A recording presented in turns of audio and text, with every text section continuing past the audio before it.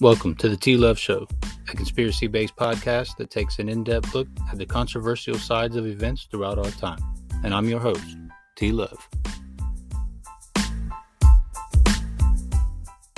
I'd like to welcome you all back to the T-Love Show, Episode 4, Food Supply.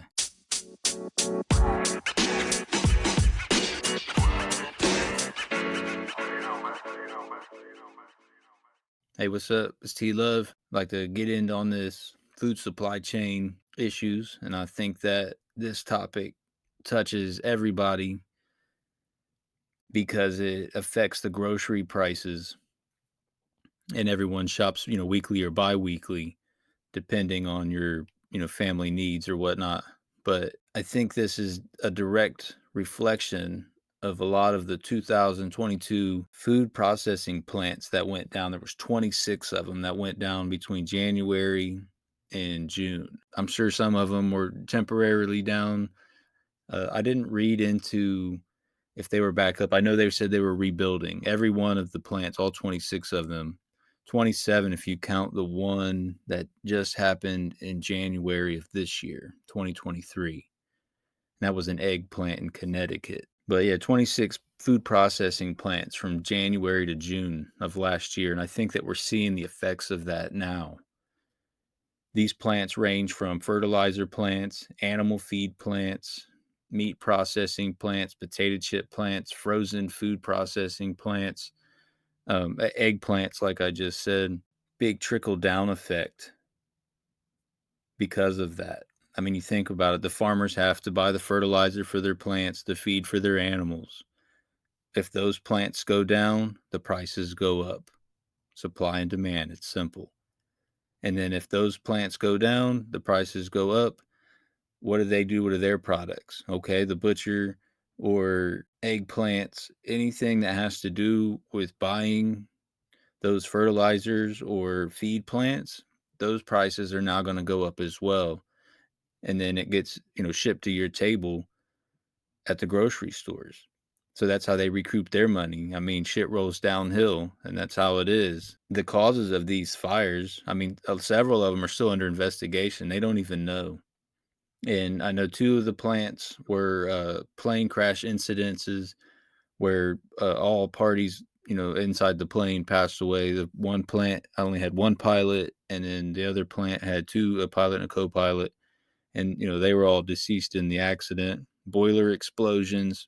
And a lot of these happen either pre-shift or after shift. So I would say 8 a.m. or before, or 5 p.m. and after, assuming they don't have second and third shifts. Not 100% sure on the shifts. I got most of this information from Patriot Supply, which you want to talk about companies that television time, maybe in the local markets, but I didn't really see it. But back to those crashes or, boiler explosions are still under investigation, fires, minimal injuries because they were done during the times when there were no work. I think there were 6 that were during the day. So we'll say between 8 a.m. and 5 p.m. There was like 6 out of the 26. And I think I was able to find 18 day or night reports. Like some of them didn't report the times of when the explosions happened or the fires were sent, but only 6 of them that were reported that I saw were in the minimal injuries, minus the pilots, that deceased in their crashes, but no injuries or minimal injuries. And I think that's what causes a lot of concern, where you're like, okay, so now you have suspicious fires that are happening to these plants while there's no workers. That raises some eyebrows of why these are happening. Now, I'm not going to say every fire, obviously the plane crashes are not, I wouldn't suspect that those were incidental, but I wouldn't say all of them are not incidental. That just seems to be a lot for the time period. And I would say even some of those could have been malicious intent, as other companies who are trying to monopolize on their business. Like, I'll get into the egg farming, for example. One of the plants was Foreman's Farms. It's family owned. It's not a big corporation, but they have a lot of chickens. They had over 200,000 chickens died. And that farm itself processes between 3 to 6 million eggs a day. And now they're out 200,000 chickens because of an explosion, a fire. And then you got Hillendale Farms, which is a father-son corporation. They own multiple egg farms in 5 states. And they were the ones who just got hit this year in 2023 in January in Connecticut. 100,000 chickens died. And Hillendale Farms is the third largest producer of eggs in the United States.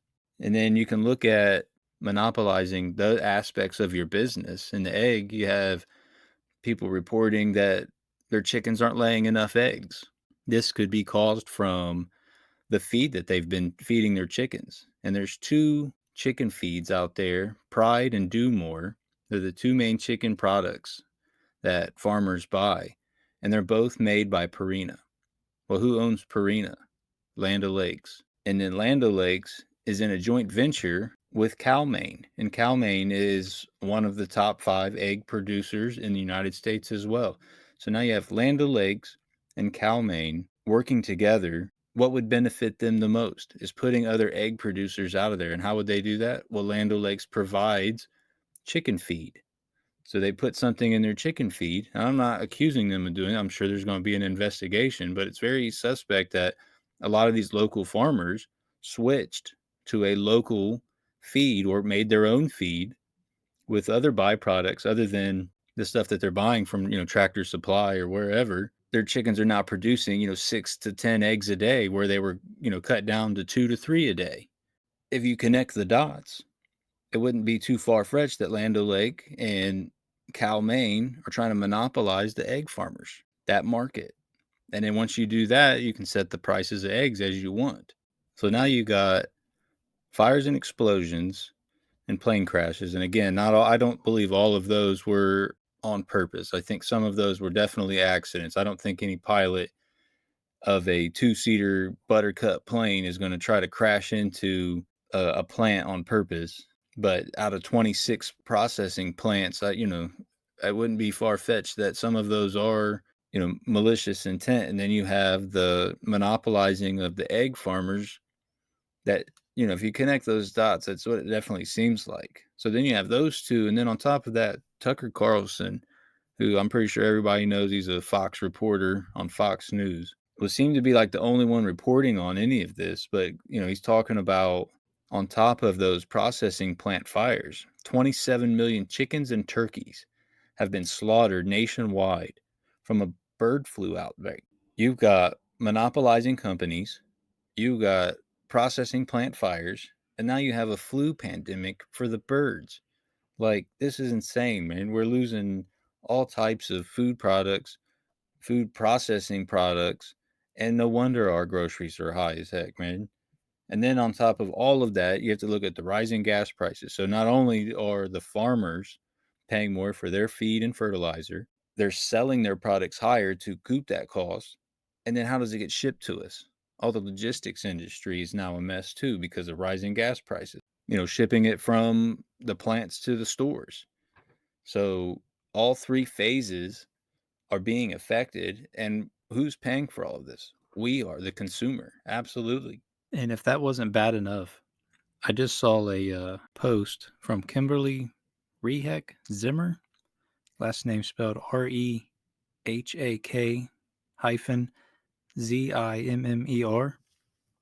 I want you to listen to this. $1 a liter.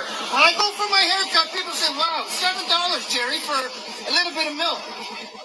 I say, well, you have to go higher up because we have no say anymore as a dairy farmer on our own farm because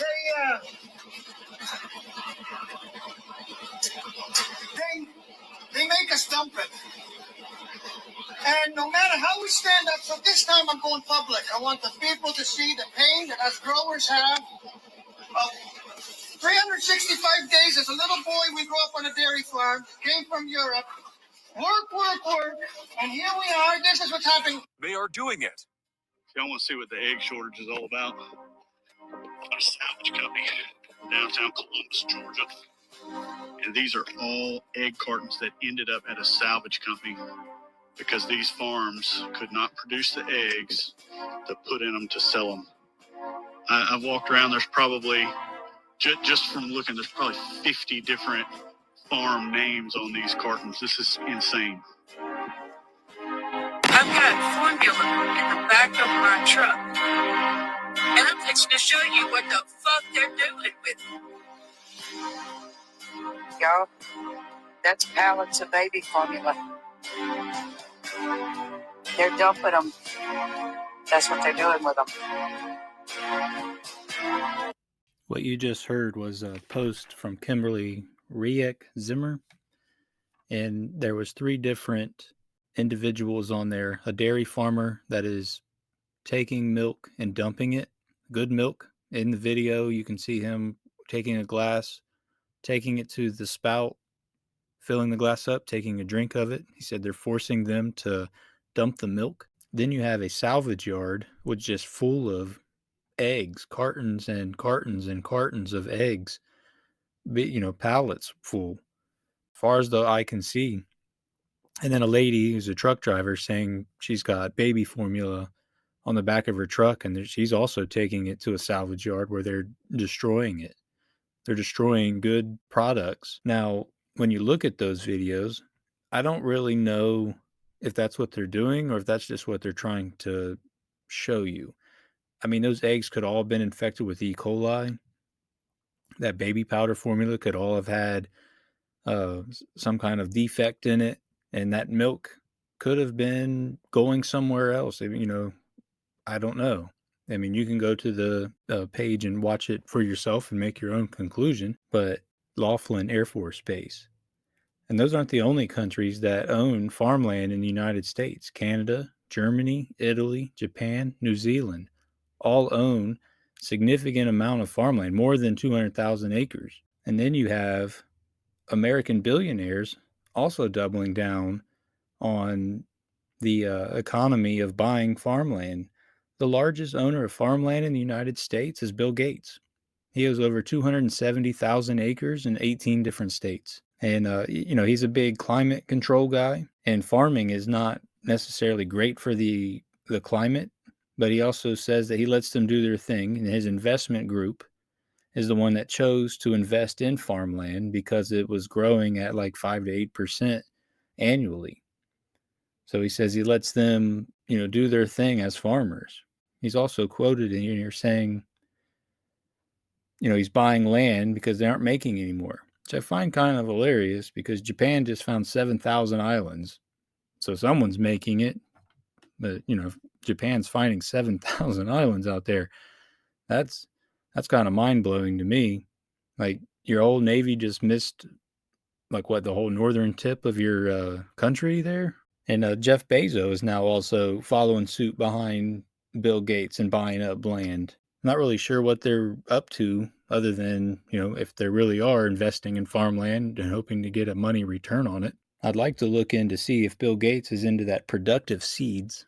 I know in Norway, there's that big seed vault where they keep all of our, original seeds, because I know they've been messing with the strands of fruit and vegetables. That's how you get your cotton candy grapes and all that. But my conclusion on the food supply thing is pretty torn. I would hate to think that people would be setting these processing plants on fire on purpose for whatever reason it could be. That to me is pretty wrong. And then you have the monopolizing of other companies. That seems kind of the American thing to do, honestly. It's not right, but companies trying to take out other companies to be the top company is something that we gotta do. But since this just happened like last year, and I think we're really feeling the effects on it now, I'm pretty sure we need to keep an eye on this kind of subject, not just now, but from here on out. It seems like a big turning point in our, economy in our world, especially with people messing with our food. I mean, we have stuff that they put in our food that they don't even allow in other countries. Well, with that, until next time, guys, remember, you'll find you're lucky where hard work meets opportunity. Be blessed.